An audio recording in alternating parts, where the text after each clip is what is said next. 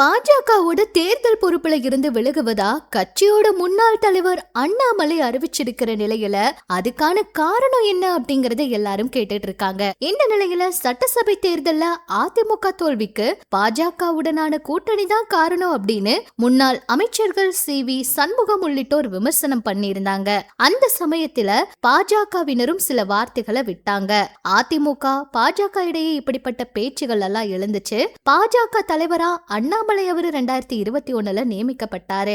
இதை தொடர்ந்து இப்ப அதிமுக பாஜக கூட்டணி உறுதியாயிருக்கு. பாஜக மாநில தலைவரா அண்ணாமலை அவரு பதவியேற்று 3 வருஷம் ஆயிருச்சு.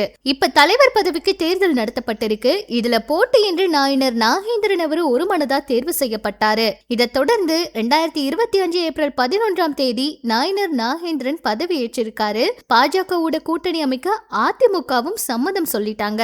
அண்ணாமலை ஆதரவாளர்கள் அதிருப்தியில இருந்ததா சொல்லப்படுது.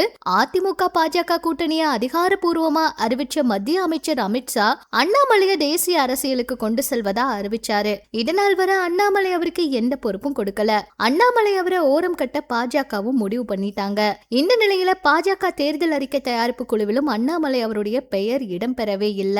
இதனாலதான் அவர் இப்படி ஒரு முக்கியமான முடிவை எடுத்தாரா அப்படிங்கிற மாதிரி கேள்விகள் இருக்கு. அவரும் தந்தைக்கு உடல்நிலை சரியில்லை அப்படின்னு சொல்லி தேர்தல் பொறுப்புல இருந்து விலகி இருக்காருங்கிற மாதிரி செய்திகள் வெளியானாலுமே அண்ணாமலை அவருக்கு உரிய மரியாதை தரல.